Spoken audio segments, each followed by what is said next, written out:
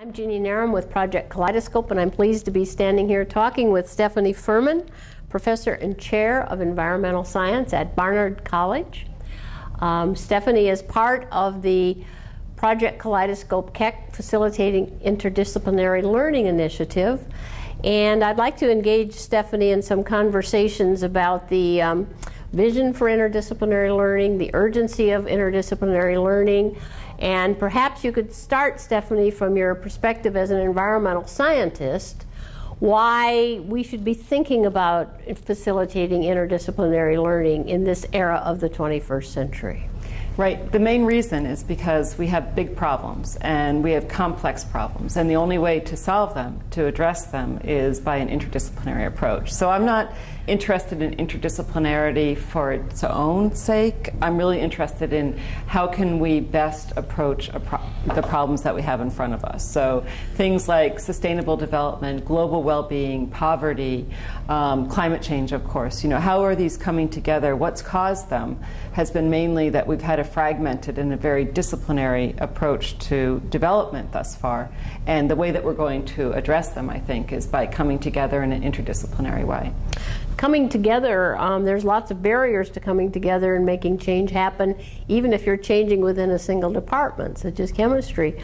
With your experience with environmental science, understanding the common barriers, what are ways to bring the community together to explore, shape, and implement an interdisciplinary program? So one way is to take a sort of a smaller part of the problem, not to take a smaller disciplinary part of it, but to take a smaller part. So instead of looking at all of climate change within, say, the New York metropolitan area, which is where I'm situated, you could take a look at water. And you could say, you know, what can we do to better manage our water resources for now and then also for the future? And by necessity, then you involve the engineers, you involve the political scientists, you involve the geologists and biologists, and you know, bringing people together in that way. Then there's both a tangible goal, there's something that people agree needs to be done, and then you also have the potential that you can have an outcome. You know, you can move ahead, which I think you need as well. When we talk about learning, obviously we're talking about students. Right. And so tell me a little bit about interdisciplinary learning opportunities for non-science majors. Do they serve the non-science majors as well as the science majors? Yeah, I'm really excited about interdisciplinarity as an introductory course, or as a way of engaging the students who have thought that they don't like science or are disaffected by science and math.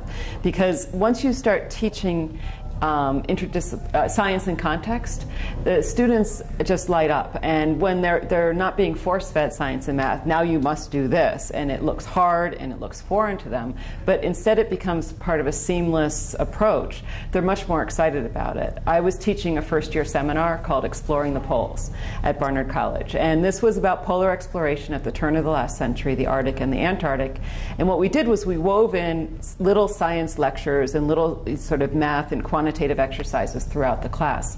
And the students needed to know the science in order to understand why the expeditions went where they did or encountered the difficulties they did.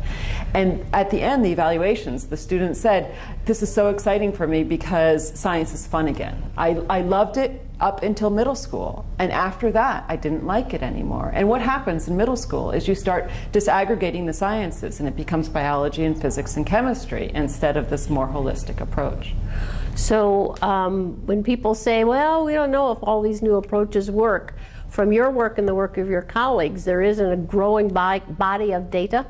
Right. About the efficacy of interdisciplinary? That's right. So there's data showing that when you teach in context, when you make it meaningful to people, people retain the information for longer. And they're much more willing to engage in material, and they're much more willing to potentially take classes later on that build on that. You can, almost all of us were taught in the other way, where we had these massive filters, and we became more and more disciplinary as time went on, and often our first courses were incredibly disciplinary too. And we survived. And so people say, well, why do we need to do something different now? And the point is that we survived, but it was only a select few of people that survived. And when we think now about the ways that we need to address the problems of the future, we need to engage more than just the scientific elite. We need a scientifically literate public as well. And the only way you're going to do that is by making science interesting and relevant and meaningful. And I know to you've people. done some work with minority students and women and comparing data and persistence. That's right. There looks to be some really good data now that's coming together showing that women and minorities are disproportionately attracted to interdisciplinarity. And that's very interesting. It's intriguing because it makes a lot of sense for a variety of reasons. But if we're once we start attracting women and minorities into interdisciplinarity, we have to make sure that there's then a trajectory for them in the future. So it's not fair to excite them and engage them if we then say, well, oh, you're never going to get tenure if you do this, or there's no job opportunities for you if you do this. So that's one of the things that we need to do, is we need to work on both sides of that. The other side of this is that for institutions that have problems with diversity, and nearly every institution does, that is out there and trying to make a difference in terms of scientific research, they're not as diverse as they would like to be. They're not engaging as many perspectives as they'd like to. One of the ways that they might be able to move along in this direction, potentially, is if they become more hospitable to interdisciplinarity. Because then maybe the women and minority scholars would feel that they fit in better and that they have more of a career trajectory there. So it works both ways, that you can further the diversity of the research enterprise, but you can also further the interdisciplinarity of the research enterprise as well. So the case can be made for urgency on multiple levels then.